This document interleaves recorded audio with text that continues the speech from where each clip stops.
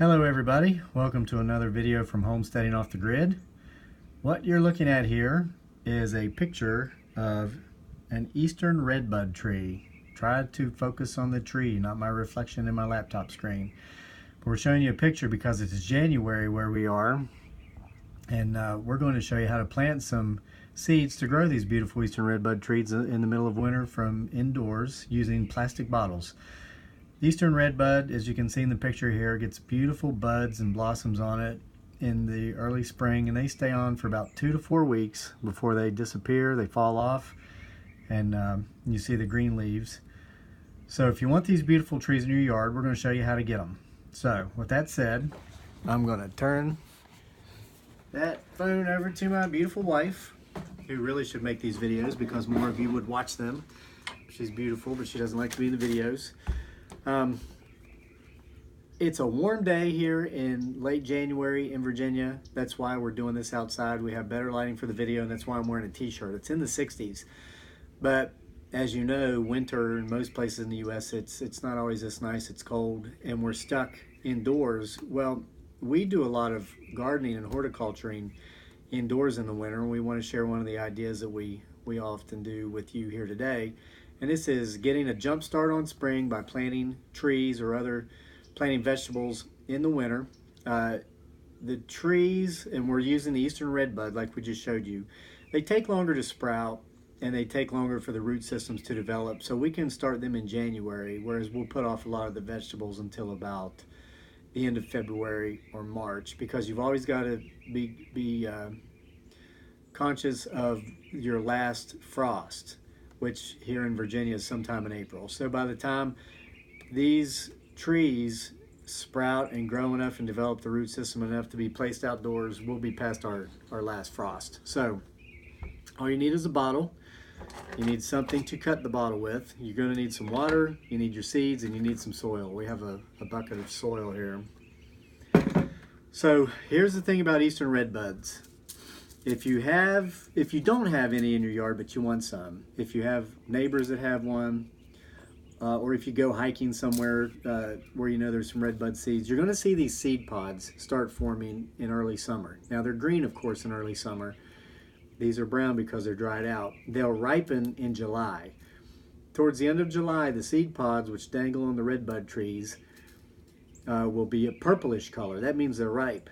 What you need to do is pick them at that time, bring them home, and they take about 3 months to dry. Or if you have redbud trees on your land, which we do, we just let them stay on the tree and let them dry naturally, drying from the tree. Of course, some of the pods will split and the seeds will fill out, and you'll get these cute little seedlings the following year. But you take the pods after they're dry, about October, you just crack them open, and then you get the seeds, which we have here, several, I'll show you. They kind of look like apple tree seeds, very similar, just tiny little seeds. That's a good view of the seeds. And now always store your seeds in a paper bag, not a plastic bag, because no matter how dry you think these are, they always retain a little bit of moisture. And we have hundreds and hundreds of redbud seeds in here. Most of them have been shucked out of the pods, but we have a ton of seeds. But there's always going to be a little bit of moisture left. So when you store your seeds in a paper bag, as they continue to evaporate, the paper will absorb the moisture and then it'll evaporate out through the paper. But if you're storing them in a plastic bag, the moisture will condense inside the plastic bag, will drip back down, your seeds will mold, and they won't sprout. So with all that said, here's how you start. You take your plastic bottle, use something you can cut it with. You want to be just above center. You want to be very careful here. Don't stab yourself. Do what you got to do to get it started. And then after that, I take scissors and I just clip it off. Okay. And then on the top of your bottle, you're going to want to clip it up evenly in quarters. Go a fourth of the way, a fourth of the way, a fourth of the way. 4 cuts, so this way you're going to be able to fit it back on top of the bottle. Now from here, very simple. Not trying to insult your intelligence. We're just showing you how it's done because that's what this video is about. You just put soil in your plastic bottle.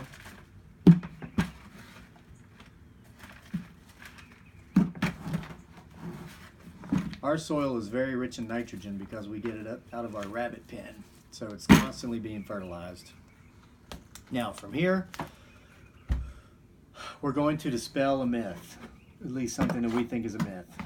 If you watch a lot of these videos or read blog articles about planting seeds, tree seeds especially, at this point they would take a pair of tweezers and they'd pick up a seed and they'd have sandpaper and they'd talk about rubbing the side of the seed to make an injury or a scratch to help it sprout quicker. We don't do that, okay? You may or may not receive some benefits from that. We just always use so many seeds it doesn't matter to us. I mean, if we had like one seed and it was like the seed, like the golden egg seed, I mean, or like one match left in the winter and you had to be ultra careful, we might do it, you know, but that's not the case with us. So we'll put about 6 seeds in here. And, you know, we've always believed if it's good enough for Mother Nature, it's good enough for us. And I'm in my mid-40s. I've spent years in the woods, hiking, fishing, hunting, camping, everything you can do outdoors. And I've seen millions of trees, millions of seedlings and saplings, but I've not seen the first pair of tweezers and sheet of sandpaper in the woods among all those trees. And all those trees somehow seem to reproduce and multiply. So you bury your seeds, and then you add water. You don't want to super soak it to where you create a mud pie in here, but you want to make sure you get it plenty wet. Let the water sink down. And then from here, you just take your top, pull it out from where you cut the slits, put it over top, and make sure it's over top on all sides. Looks like I missed a bit here. There we go. And then I leave enough spacing, just a tiny little gap, maybe 1/4 of an inch of air in between the slits so that air can get in through the slits up here. Now from here, we'll take it inside and stick it in the windowsill. It's warm out here today, but it'll get down to freezing tonight. And of course, we've got the rest of January as of the filming of this video and all of February to get through and March. So we're going to have the windowsills in pretty much every room in our house lined with this stuff through the winter. Some of it's going to be red bud seeds, some's going to be some apple seeds, pear seeds. As we get closer to spring, we'll start doing vegetables. We'll use other planters, but winter is no excuse not to garden. It's no excuse not to get a jump on spring. You can use something as simple as a plastic bottle to get your seeds started. So whereas a lot of your neighbors and friends will be waiting to plant their seeds in April after the first frost, you can get a 3-month head start on them now using a plastic bottle. So you're going to have a little tiny sprout of a tree about this tall to go ahead and put in the ground or in a larger pot if you'd like.